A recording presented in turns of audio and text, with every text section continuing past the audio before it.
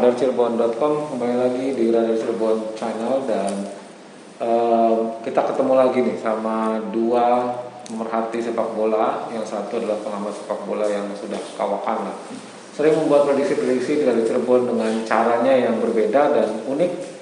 Kalau suka baca pasti sudah ini tidak asing dengan Ibu Bung Kur Hadi Pramono. Selamat sore. Selamat sore. Senang sekali bisa ketemu lagi nih. Seru lah bahas prediksi kemarin. Komentarnya juga banyak tuh. Oh. Dan ada satu lagi nih, ada Mas Hamid. Ini redaktur olahraganya Radar Cirebon nih. Jadi kalau kita ngomongin bola sampai F1 ngelotok lah. Tapi kali ini kita mau ngomongin bola nih, ngomongin bola.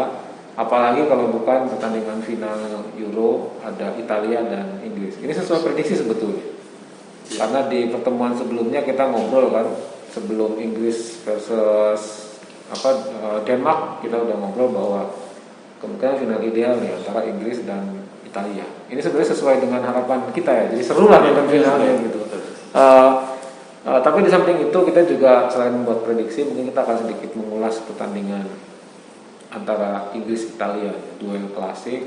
Dua-duanya punya liga yang sama-sama keren lah ya. Nah, kalau Bung Kur dulu sebelum kita prediksi ke pertandingannya, melihat lolosnya Italia dan Inggris ke final nih gimana? Terus terang saya sangat senang sekali dengan lolosnya Inggris dan Italia. Karena tadinya kan ada kemungkinan Spanyol dengan Denmark atau Spanyol dengan Inggris atau Italia dengan Denmark, tapi saya lebih suka Inggris dengan Italia karena ini pertarungannya jarang terjadi dan kalaupun terjadi biasanya akan apa ya, orang Cirebon bilang dedel gitu. Tidak jauh dengan kalau Inggris dengan Jerman atau sebaliknya Italia dan Spanyol. Nah ini karena rivalitas, masalah rivalitas. Banyak pelatih Inggris yang gagal karir di Italia, tetapi banyak pelatih Italia yang sukses di Liga Premier Inggris. Sebaliknya pemainnya pun begitu. Ada yang bilang kitahnya pemain Inggris tidak untuk di Italia. Tapi banyak yang bilang juga sebaliknya. Banyak pemain yang seperti Gianfranco Zola, Gianluca Vialli itu suksesnya di Liga Inggris. Jadi ini setiap kali pertemuan Inggris dan Italia, kita selalu melihat wide angle, sudut yang lebih lebar, tidak terfokus ke satu pertandingan. Jadi bukan soal kalah dan menang, tapi soal gengsi. Ya. Ini menarik sih soalnya. Final yang diharapkan sebetulnya. Apa jadinya kalau kita nonton Italia Denmark sih?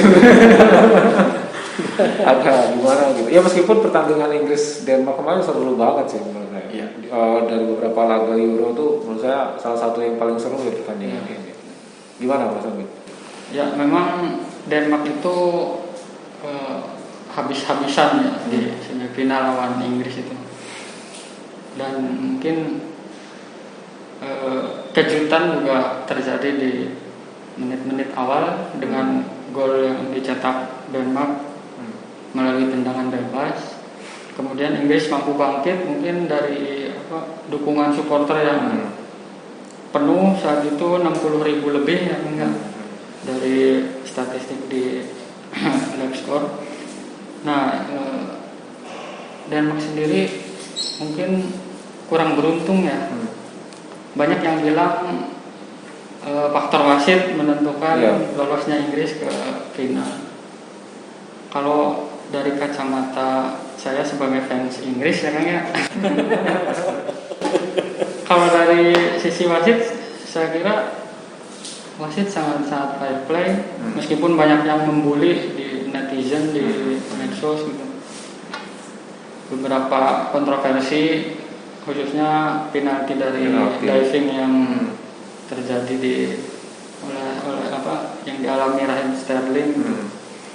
Itu dari tayangan ulang, saya juga berkali-kali mengulang lagi, replay lagi, dan ternyata dari sudut pandang saya ada kontak sedikit antara lutut dari Sterling dengan backnya dan ini malah lutut gitu. Kalau saya lihat ini malah pinggang. Itu orang-orang yang paling belakang itu. Ya itu Kalau lututnya dulu, terus di sisi kirinya ada pemain Denmark lagi, jadi iya ke teman. Tadi berat itu penalti nggak sih sebenarnya? Jujur kalau saya membela Kang Hamid ya, sahabat saya lihat sebetulnya itu memang penalti, memang penalti ya. Terlepas dari kelihayan Sterling untuk berdramatisasi ya dalam sepersekian detik. Kita lihat gaya larinya Sterling. Sterling ini yang kemarin pernah kita ngomong, dia larinya seperti bebek. Maaf, ini bukan saya meledek ya, ini di viral juga sudah banyak. Dia larinya agak labil seperti bebek. Jadi istilahnya orang-orang Spanyol tuh bilang Sterling tuh kena tiup angin aja jatuh. Nah, ini jatuhnya akan dramatis. Nah, jadi dengan daya lari yang seperti itu, ya kita wajar, kita nggak bisa menjudge apakah betul Sterling ini. Hanya dia yang tahu. Tapi setelah laga sih saya nonton di komentator tuh ketika dia diwawancarai, Anda dilanggar nggak sebenarnya? Saya dilanggar dia bilang. Itu penalti dia bilang. Saya masih percaya pada integritas pemain profesional, sama dengan Maradona waktu bikin gol dengan tangan Tuhan itu kan ditanya oleh wartawan. Sebetulnya dia bilang aja enggak gitu kan, tapi dia bilang dia jawab dari saya bikin gol.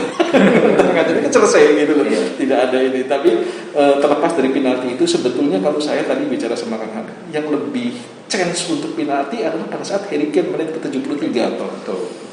Itu yang menurut saya jauh lebih. Wasit sempat melakukan cek dia pegang ini ya, kemudian di layar TV juga ada potensi penalti, tapi kemudian jalan.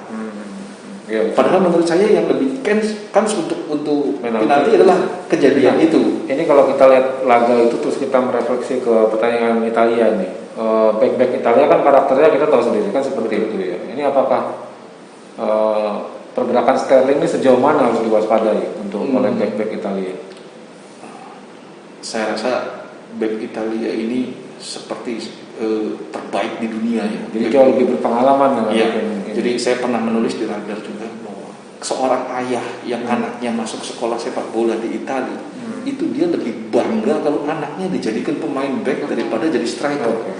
Ini kan unik sekali. Sementara kalau di Brazil, ini seorang ayah ya, anaknya berlatih kiper atau berlatih back nggak suka. Dia maunya striker, pengennya belakang atau striker. Tapi di Italia itu ada kebanggaan kalau dia bisa bertahan palang pintu. Nah ini saya juga nggak ngerti masalah apa ya, culture sepak bola calcio di Italia. Ini patenasio ya. Tapi kalau kita lihat, saya sih lebih suka melihat laga sebelumnya ya, sebelum kita melihat ke depan, karena ini sepertinya akan terjadi nih. Saya baru melihat Inggris itu mati kutu di sektor kiri. Luke Shaw tidak terlalu banyak melepas umpan silang. Calvin Phillips tidak se eksplosif ketika dia melawan Jerman dan Ukraina. Betul. Itu dua ya. Justru kemarin yang terlihat Mason Mount yang justru lebih aktif misalnya membantu serangan. Dan dari sisi Bukayo Saka ya, dan Harry Kane yang agak mundur untuk bisa menghasilkan peluang. Nah, pertandingan lawan Italia kan ada Jorginho di situ. Istilahnya kuat-kuat nih. Betul, belakangnya kuat, tengahnya kuat. Jadi kalau saya lihat apakah Inggris malah akan mati kutu nih maksudnya menghadapi laga ini. Saya catat omongan Kang Yuda tadi betul, bahwa dengan kekuatan pemain belakang Italia dengan karakter yang sangat kental untuk bertahan Italia, saya khawatir dengan Sterling dan Harry Kane. Karena Sterling dan Harry Kane adalah dua pemain Inggris yang tolong dicatat gampang jatuh. Gak disenggol sedikit pun jatuh. Ada 3 atau 4 kali kesempatan Harry Kane membuat free kick ya. Nah kalau dua pemain ini terus berkarakter ini dan diganggu oleh back, saya khawatir ini penalti akan jadi sumber gol. Akan jadi sumber gol. Atau free kicknya Inggris atau dalam arti free kick ke depan itu bahaya. Banyak pemain Inggris yang di set piece. Maguire aja 2 kali dia bikin set piece ya, hampir gol itu. Untung ada Schmeichel. 2 kali dia headingnya. Betul. Nah Mas Hamid, kalau saya sih agak pesimis ya lihat di tengahnya Inggris menghadapi Italia. Mas Hamid gimana? Kalau menurut saya Italia itu punya trio ya, ada Verratti, ada Jorginho. Satunya siapa lupa? Saya juga lupa. Trio itu Barella. Iya, Barella. Nah itu trio ini miniatur dari Spanyol 2010. Kalau menurut Kang Kurniadi di tulisannya itu, ya saya juga setuju dengan itu. Dan ini akan merepotkan Inggris di lini tengah. Sementara saat melawan Denmark dengan lini tengah Denmark yang tanda kutip di bawah dari Italia gitu, ini akan sangat kerepotan menurut saya. Satu lagi kita setback 2 hari lalu kita ngobrol ya Kang, pada saat kita memprediksi semifinal. Di situ Spinazzola kita jadikan topik pembicaraan. Bagaimana dengan kenapa dengan tidak adanya Spinazzola orang semua khawatir. Memang kemarin terbukti ya. Dengan adanya Emerson kemudian sampai diganti ya Emerson oleh siapa? Toloi. Itu 2 orang ini sebetulnya berperan baik. Artinya baik, standarisasinya gol. Tidak terjadi sampai kecolongan. Tapi kita lihat di situ pertahanan Italia memang kirinya agak ragu. Itu Bonucci dan Bonucci kelihatan dan Celini ya. Ini saya selalu bercanda sama Kang Hamid, ini seperti satu paket Kang kalau di serial preman pensiun preman pensiun itu ada namanya satu paket Kang Murad dan Kang Pipit almarhum. Sama juga Celini dengan Bonucci ini gitu, seperti satu paket. Ini mereka kemana-mana. Begitu Spinazzola kirinya kosong diganti sama Emerson, berapa kali komunikasi dia saya lihat celingak-celinguk dia. Seperti yang kurang pede, seperti yang jadi betul-betul dia tidak berani maju, tidak berani. Sementara pada saat ada Spinazzola itu Celini itu berani sampai ke lapangan tengah, bahkan berani. Tapi dengan tidak adanya Spinazzola saya nggak ngerti apakah itu diperintahkan oleh Mancini atau tidak, tapi dia bertahan di situ. Baik, ini sekarang faktor pelatih nih. Kalau kita lihat Mancini pergantiannya masih demikian taktis lah kalau menurut saya. Tapi kalau melihat Gareth Southgate sepertinya saya nggak tahu tuh kemarin apakah memang strategi ketika dia memasukkan Jack Grealish dan memutuskan tarik kembali dengan Granit Xhaka untuk bertahan, saya nggak paham. Gimana tuh kansnya 2 pelatih? Iya, jadi gini, saya lebih menyorotinya tentang peraturan. Ya betul ya Kang, bahwa peraturan selama pandemi ini khususnya di Euro 2020 seorang pelatih boleh mengganti 5 pemain ya? Dari yang awalnya adalah 3. Terus terang saja saya tidak melihat dari sudut pandeminya, tapi saya lihat dari sudut permainannya. Dengan 5 kali pergantian pemain, pelatih lebih punya kebebasan menentukan pemain, itu permainan jadi lebih hidup. Terus terang jadi lebih hidup kalau buat saya. Jadi pelatih seolah-olah masih punya power bank. Jadi bagusnya sih dipertahankan aja gantian. Saya nggak ngerti apakah UEFA akan mencabut kembali peraturan ini, atau justru karena melihat ada sisi positifnya dengan permainan menjadi lebih hidup, kemudian ini akan dipatenkan. Tapi benar bahwa Gareth Southgate saya juga heran ya, pelatih ya memang saya yakin yang kemarin saya bilang dengan segala hormat dia belum seperti ahli strategi ya, seperti banyak bisik-bisik. Ya, banyak dibisiki oleh asisten. Dia masih belum belum sekawakan, belum sedepotnya Joachim Löw atau Guardiola. Dia masih sering kebingungan, masih mencari data. Tapi kenapa seorang Grealish itu yang sudah masuk sebagai pemain pengganti hanya bermain 25 menit ya ditarik lagi? Ini kan saya juga menggambarkan apa karena dengan 5 kali pergantian dia punya opsi lebih banyak, atau karena dia sekedar coba-coba. Nah kalau untuk sekedar coba-coba, ini partai final, jangan begitu. Kalau sekedar coba-coba bahaya. Mas Amit gimana melihatnya nih? Kalau nyambung tadi yang Jack Grealish yang ditarik itu mungkin sebetulnya kamuflase Inggris untuk bertahan menurut saya.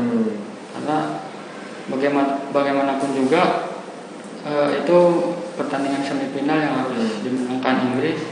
Seperti contoh, kenapa saya bilang bertahan, itu pada menit keberapa kalau nggak salah itu penggantinya Grealish itu Trippier itu menyerang di sudut kanan.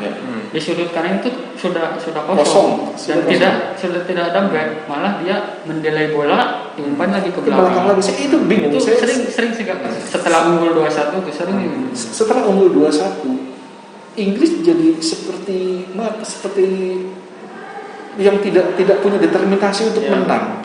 Sampai saya berwiarja dengan Kang Hamid, Trippier ini maksudnya apa? Dia minta bola sama temennya. Bola itu udah bagus sekali jatuh tepat di tempat dia, dan kenapa dia nggak umpan ke depan? Dia set balik lagi ke belakang. Saya bingung. Dia bilang ini kamuflase kan katanya. Tapi kalau saya dengar komentator sih memang kelihatannya kan memang ada kedengaran, saya kalau tidak salah dengar ya, Inggris try to delay the minutes gitu lah, ingin menguasai bola cukup lebih lama dan mempertahankan skor 2-1. Betul. Kalau saya tidak salah dengar ya, waktu itu nonton udah mau subuh tuh, jadi makanya. Tapi di pertandingan seketat Euro, harusnya nggak boleh. Nggak bisa lah ya. Terakhir pun kalau kita hanya unggul 1 gol, bukan jaminan unggul 1 gol. Kalau dia berani bertahan, Italia itu demikian, menang 1-0 biasanya apa? Berkembang. Enggak, kok dia masih tetap cari gol. Masih tetap cari gol. Oke, ini kita di partai final nih. Kansnya akan lebih besar mana nih, Mas Gur? 5-1-4-9. Tipis sekali berarti. Ya, 5-1-4-9. 5-1 mana nih? Italia. Oh, Italia.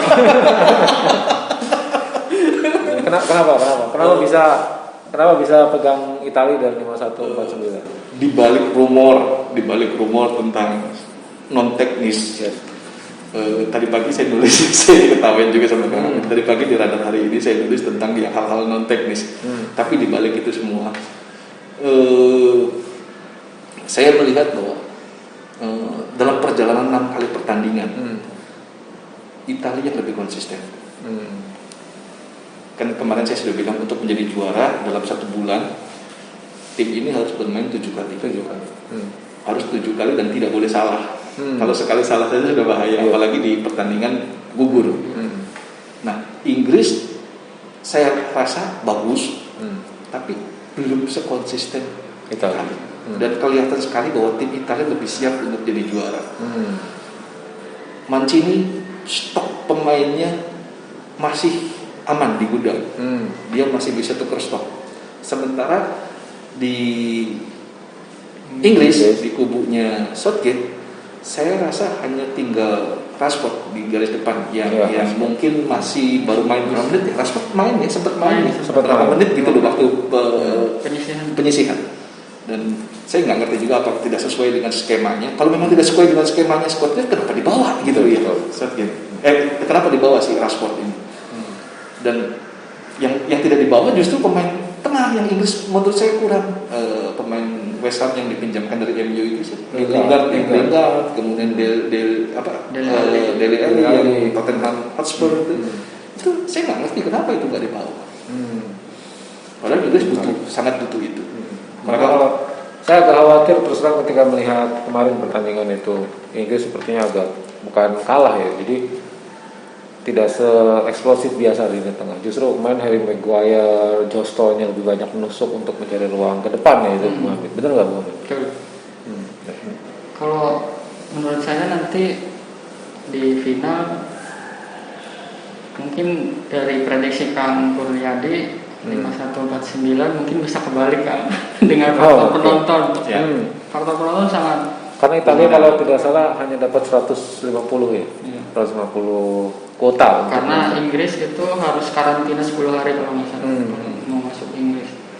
Mungkin dukungan penonton juga bisa jadi. Ini non teknis lah ya. Kalau bicara non teknis, saya berharap membaca tulisan saya yang diedit oleh untuk hari ini itu benar-benar banyak faktor non teknis yang menghantui Inggris. Menghantui Inggris. Ada faktor ini enggak? Apa namanya? Ini kan udah jebol nih si Southgate tuh kutukan semifinal udah jebol. Apakah udah ada faktor udah nyampe final nih gitu? Ada nggak kayak gitu? Ada cerita kliniknya, ini bercanda ya, boleh ya kita bercanda sekian menit lah. Ada faktor kliniknya, jadi bahwa konon seorang paranormal di sana itu mengatakan Inggris hanya bisa juara di tahun ganjil. Nah, Euro sama Piala Dunia itu kan selalu di tahun genap. Entah kenapa sekarang kok Euro dengan pandemi dia di tahun ganjil. Jadi katanya ini adalah ruatan. Kalau orang Jawa bilang ruatan buat Inggris untuk juara. Setelah ini terlewati maka kedepannya Inggris sudah bebas. Ini kliniknya. Ini memang cerita sepak bola itu tidak selalu teknis. Yang menarik justru yang non teknis. Tahun 90 pada saat Inggris melawan Kamerun itu disorot oleh televisi. Saya ingat waktu itu saya masih kuliah ya. Saya disorot di televisi itu ada seorang yang membawa-bawa apa itu alat dukungnya Kamerun. Dan itu Inggris setelah unggul 1-0 atas headingnya David Craig, Inggris mati kutu. Berapa kali bola masuk ke gawang itu kayak seperti ada temboknya. Sebaliknya hanya dalam waktu 3 menit Kamerun leading 2-1. Itu kelihatan sekali mukanya Bobby Robson, pelatih itu panik karena dia merasa pertandingan ini dikuasai oleh hal lain. Pemain-pemainnya seperti tidak melihat gawang. Itu katanya bolanya harus diganti. Itu asistennya Braindorf itu sampai lari ke pinggir lapangan minta ke wasit bolanya diganti. Setelah bolanya diganti, bola yang lama harus ditaruh di tempat duduknya. Dan itu dilakukan, believe it or not, percaya atau tidak, Lineker langsung 2-1. Perpanjangan waktu Lineker langsung 3-2. Dan itu dipercaya oleh orang Inggris bahwa memang ada hal klinis di sepak bola. Ini jadi bukan cerita tentang Liga Indonesia saja. Liga Indonesia kan sering terjadi ada kiper yang handuknya ditaruh di gawang. Tenis itu. Ada juga kalau nggak gol kencingin dulu. Nah ini pun terjadi di kelas Piala Dunia terjadi, apalagi dengan melawan Kamerun ya, Afrika dengan sihir-sihirnya. Nah Inggris adalah salah satu bangsa Eropa yang percaya dengan cerita-cerita supranatural. Inggris boleh dibuka filenya silakan. Dan itu mereka yakini. Kenapa kok Inggris nggak pernah bisa menang adu penalti, nggak pernah bisa lewat semifinal? Dan ini tahun ganjil. Southgate bisa sampai ke semifinal, dan tahun kemarin 2018 konon Southgate sudah diruat juga melewati Kolombia dalam adu penalti. Jadi tinggal satu kutukan terakhir. Maaf saya bicara kutukan itu kurang sopan, tapi kalau tinggal satu penghalangnya, final. Kalau final tahun ganjil ini Inggris bisa menang, konon peruatannya sudah beres. Gimana Mas Hamid, ada pemain mungkin di sisi Inggris ya, atau mungkin di sisi Italia juga boleh, pemain siapa yang akan menentukan di laga ini? Menurut saya di Inggris ada Harry Kane, untuk Italia ada Lorenzo Insigne.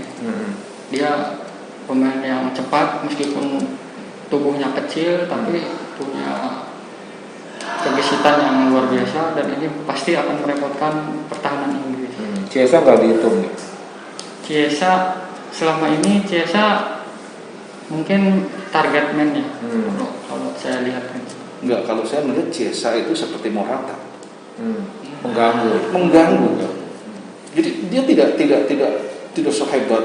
Misalnya tendangannya kalau shooting ini paling bagus ya. Kalau menurut saya dia bisa bikin bola yang dalam dia posisinya bergerak, bolanya pun bisa benar-benar sulit, teknik seperti itu kelas tinggi. Tapi Chiesa itu berapa kali gol kemarin itu kelihayan Chiesa. Donnarumma begitu dapat bola hanya satu sentuhan seperti throw-in yang main bowling, bola udah nyampe. Itulah Italia sekali. Bisa dulu hanya dengan 2 kali sentuhan sampai ke gawang. Nah Inggris melawan Inggris, kalau Maguire ini selalu naik ke depan, maaf, perangkapnya sudah dipersiapkan. Sama dengan gol keduanya Del Piero pada saat semifinal Euro 2012 yang Balotelli begini ya, top begini. Lawan apa? Belgia ya? Belgia ya? Bukan Jerman. Lawan Jerman di semifinal, melawan Jerman yang Balotelli why always me, dia buka, dia langsung badannya begini. Nah itu kan tipikal main Italia. Walaupun sekarang Italia kekinian tidak seperti itu ya. Catenaccio-nya Mancini ini tidak seperti Dino Zoff. Tidak seperti Dino Zoff. Kalau Dino Zoff siapa lagi yang akan mungkin katakanlah menjadi faktor penentu? Saya lihat Chiesa dengan Insigne ini yang kedua. Kalau yang di belakang udah jelas, yang tadi saya bilang satu paket ya. Kalau di Inggris kira-kira siapa nih?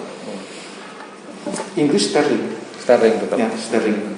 Cuma saya nggak tahu Saka apakah dimainkan lagi di menit awal ya. Di starting 11 dengan peristiwa kemarin gitu, dan apakah Saka tetap masih dimainkan atau tidak? Karena kalau Saka dimainkan berarti dia bertemunya dengan Bonucci, seri dengan Emerson atau dengan Toloi. Nah kemarin dengan backnya Denmark yang tinggi besar itu, Frank apa sih? Nah, itu benar-benar boleh dibilang maaf mati kutu ya. Tidak pernah menang duel satu persatunya, cuma sekali-kalinya dia menang dan itu gol. Itu juga karena Harry Kane turun ke belakang.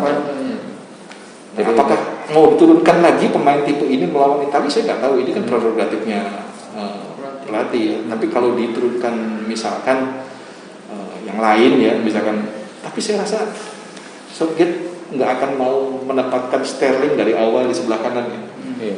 Selalu sebelah kiri sebagai option. Kemarin kan terlihat jelas bahwa setelah itu diganti Sterling pindah ke kanan dan langsung jatuh. Baik, ini prediksinya menurut saya sudah makin jelas nih bahwa Italia punya kemungkinan menang tapi tipis ya. Istilahnya ini tipis lah, jadi bisa berbalik ada Italia ataupun Inggris. 90 menit atau lewat nih kira-kira? Gini, 30 menit pertama kita lihat ya apakah ada gol atau tidak. 30 menit pertama. Biasanya kalau 30 menit pertama sudah terjadi gol, permainan hidup biasanya. Tapi kalau ini di babak pertama 45 menit masih 0-0, saya cenderung tidak selesai dalam 90 menit. Bahkan bisa sampai adu penalti. Iya, betul. Bisa sampai adu penalti. Dan kalau sampai adu penalti, saya rasa walaupun sudah melewati kutukan adu penalti lawan Kolombia, tetap jadi beban mental buat Inggris. Karena ini main dia di Wembley. Iya, dan dia menghadapi salah satu kiper yang sampai saat ini belum ditaklukkan ya. Donnarumma. Iya. Donnarumma sama ini satu kelas nih sekarang. Donnarumma sama Pickford ya. Artinya sama-sama bagus. Cuma kalau dari postur lebih ideal Donnarumma karena dia lebih tinggi. Mas Amit kira-kira gimana Mas? Kalau menurut saya, kalaupun terjadi perpanjangan waktu dan kemudian adu penalti, saya malah pesimis sama Inggris. Mungkin kalau adu penalti Italia lebih diunggulkan. Jadi kalau Inggris mau menang dia harus 90 menit kelar gitu ya. Harus 90 menit atau paling tidak extra time. Baik, ini sangat menarik nih prediksinya. Kita nantikan laga pada Senin dini hari atau Minggu. Ya, Senin dini hari waktu Indonesia ya, atau Minggu waktu setempat. Betul. Ya, mudah-mudahan kita akan menyaksikan pertandingan yang tentunya mudah-mudahan sangat seru nih, karena ini final yang memang paling ideal lah dari klub yang tersisa di semifinal ya. Mudah-mudahan menjadi tontonan menarik untuk kita semua. Satu catatan kan? Ya. Biasanya kalau ini saya menganggap dua partai semifinal kemarin sangat bagus. Dua partai semifinal kemarin dua-duanya extra time ya kan ya, dan dua-duanya lumayan bermain bagus ya. Biasanya, mohon maaf saya bukan ini, hanya biasanya apabila semifinal ini dua-duanya sudah menjadi peak, maka final akan anti klimaks. Tahun 90 begitu. Tahun 92 is oke lah, ini masih oke. 96 juga begitu. Jadi kebanyakannya sudah nyampe semifinal, mereka kalau udah loyo, sudah merasa tugasnya selesai istilahnya gitu.